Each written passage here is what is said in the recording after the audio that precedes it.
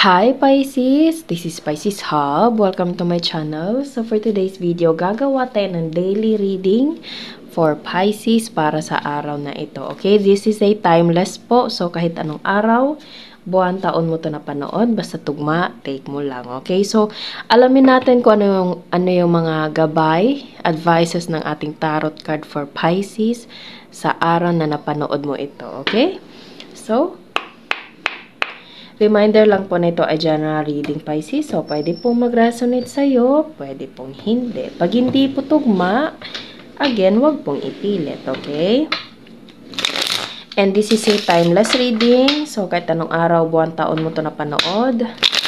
Basta mag-resonate sa sitwasyon, take lang. And welcome po ang lahat ng gender, babae, lalaki, LGBT. Ay pwede po sa feminine or masculine na energy, okay? So, ano po yung mga advice, mensahe, mga gabay ng ating tarot card? Oh, for Pisces, ang bilis sa araw na ito. So, there's a Four of Cups. Pwede meron ka matatanggap, Pisces, na balita, offer, okay? Pwedeng nasa bahay ka, pwedeng nasa bakasyon ka, Pisces, or something like, kumbaga parang nagre-relax ka, yung parang ano lang, yung parang usual day. Okay, and meron ka matatanggap. Okay, so ano po ito? Ano po ito? Ano po itong dala ng Four of Cups para kay Pisces?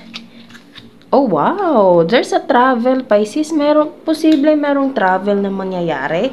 Merong pag-iimpake, merong something na traveling, okay? It's either ikaw yung magta-travel or there is someone na magta-travel, okay? Basta merong balita, merong something like, it's either this is a news na kumbaga pupunta, there's a traveling na pupunta sa'yo, or pwedeng ikaw, parang there's a, naririnig ko yung word na visa, approval, okay? I don't know ba't ko narinig yun, okay? Vacation.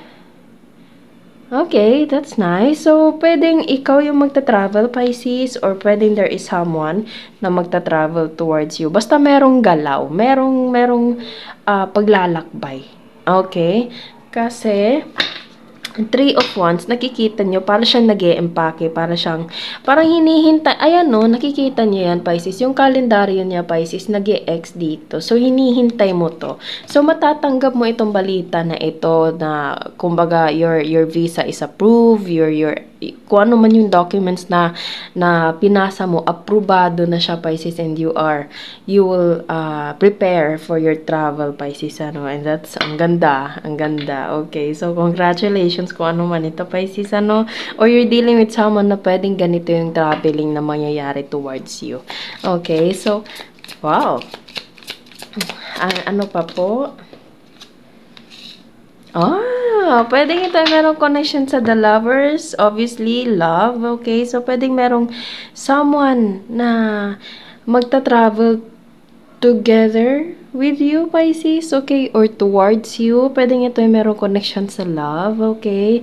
Merong kalinga, merong pagmamahal. Pwedeng long distance kayong dalawa. Or pwedeng magkasama kayo and pwedeng bakasyon na ito. Pwedeng magta-travel kayo like out of the country or like nasa ano lang din, parang out of town, kumbaga, okay? And hindi, etong The Lovers, napapansin ko sa ating etong bagong tarot deck natin, hindi ito madalas lumalabas, okay? So, eto, napaka-special kasi lumabas siya. Okay, sa mga Pisces na always nanonood sa atin, ano?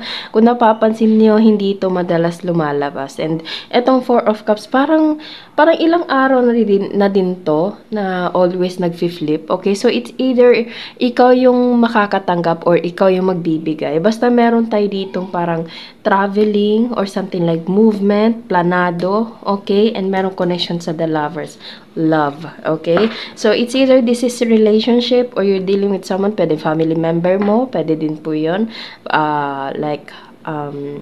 Kaibigan, closest friend, pwede din po. Okay? So, there is someone na sobrang lapit sa buhay mo, Pisces, na magta-travel towards you or magta-travel ka towards this person. Okay? Yes, meron talagang galaw. Meron talagang action. Merong movement na mangyayari. Ayan o, naghahanda na siya. Tinatali na yung roller skates niya. And ito, 3 of Wands. Kumbaga, nag-e-empake na Pisces. So, this person really, you know, like, getting ready na makipagkita sa'yo, okay? Pwede pong ganun, okay? Or pwedeng ikaw, or pwedeng pareho na kayong excited sa traveling na ito.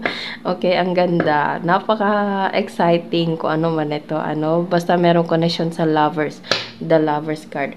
And bottom of the deck is 10 of Swords. Meron kayong mga pinagdadaanan, Pisces. May mga posibleng takot, or parang may mga bagay kayong kailangan yung i-overcome, okay? Kailangan yung mag-relax, posible, lalo na sa 10 of Swords natin dito. Posible kayong dalawa is parang medyo may mga, like, tampuhan, okay? May mga a little bit of, like, parang pag-aaway. Pwede din po, kasi 10 of Swords, pwedeng medyo rocky na yung yung sitwasyon nyo dito, Pisces, pero merong biglang mensahe na kumbaga magbabond ulit sa inyo, okay? Or parang mawawala itong 10 of Swords na nandito because of this 4 of Cups. Pwedeng nasa bahay kayo, or pwedeng nasa bahay ka, and parang, ano ba, darating pa ba yun? Ano ba? May mga bagay kayong pinagdadaanan, Pisces, pero itong 4 of Cups, ito madalas tong lumalabas sa mga reading natin ng mga nakaraang araw. So, meron ka matatanggap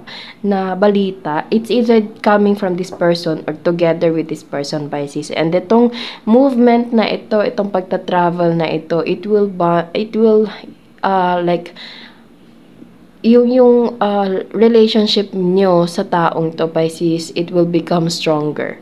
You will have a quality time to this person, Pisces, and that's so good, okay? There's an action, there's a movement together with this person, okay? Or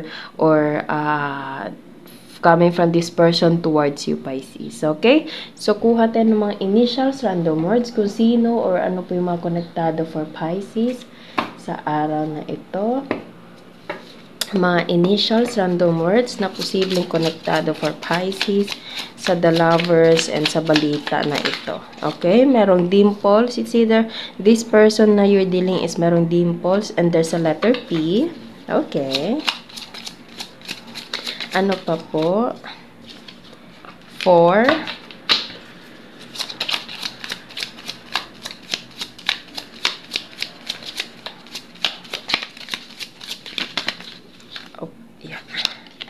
Letter K. Ano pa? Message niya po for Pisces. Older.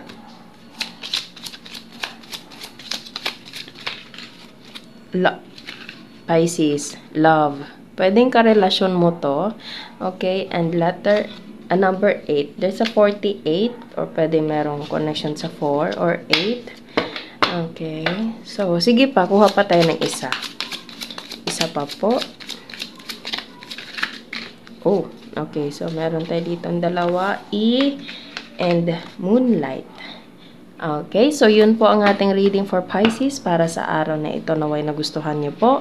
Huwag niyo po sanang kalimutan na mag-like at mag-subscribe po sa ating channel and click the bell button, Pisces, para ma-notify po kayo sa next videos na i-upload natin. Okay? So, thank you, Pisces, and God bless!